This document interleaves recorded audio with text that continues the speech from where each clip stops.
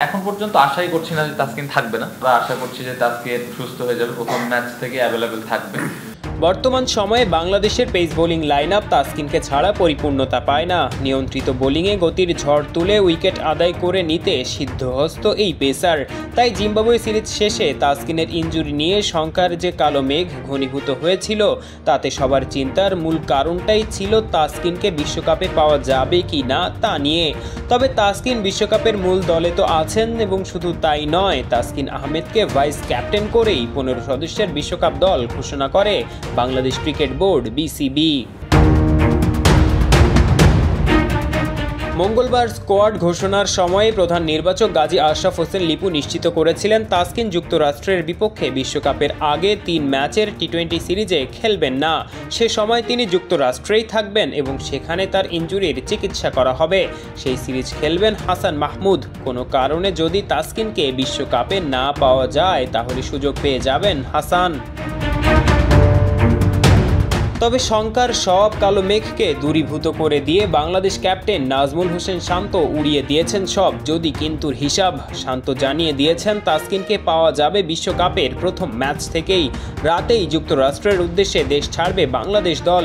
বিশ্বকাপের বিমানে চড়ার আগে বুধবার দুপুরে শেরে বাংলা জাতীয় ক্রিকেট স্টেডিয়ামে ফটো সেশন সেরে নিয়েছেন টাইগাররা।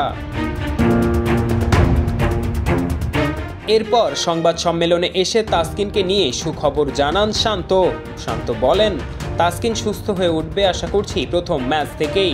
না থাকলে ব্যাকআপ অপশন নিয়ে আগাবো। মেডিকেল টিমের কাছ থেকে যতটুকু জেনেছি, প্রথম ম্যাচ থেকেই খেলতে পারবেন তিনি। এখন পর্যন্ত আশাই করছি না যে তাসকিন থাকবে না। আমরা আশা করছি যে তাসকিন সুস্থ হয়ে যাবে, প্রথম ম্যাচ থেকে অ্যাভেলেবেল থাকবে। যদি না থাকতে পারে তাহলে এটা অবশ্যই আমাদের টিমের one of the best bowler এবং মেন বোলার আমি বলবো। না থাকতে পারলে সেক্ষেত্রে আমাদের যে ব্যাকআপ অপশন আছে ওটা নিয়েই আগাইতে হবে। বাট অবশ্যই আমি যেটা আশা করি বা মেডিকেল ডিপার্টমেন্ট থেকে যতটুকু বুঝতে পেরেছি, আমার মনে হয় সে প্রথম ম্যাচ থেকে খেলতে পারবে ইনশাল্লাহ।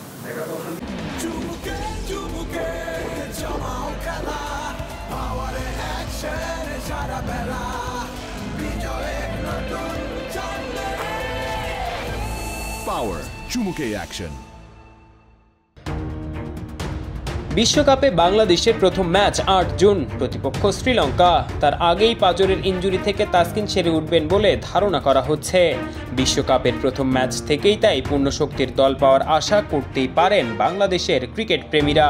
পেস বোলিংয়ে তাসকিন, শরীফুল আর মুস্তাফিজের উপস্থিতি বাংলাদেশের বোলিং লাইন আপকে নিঃসন্দেহে মজবুত করবে। পারভেজ ইমাম, অন ফিল্ড।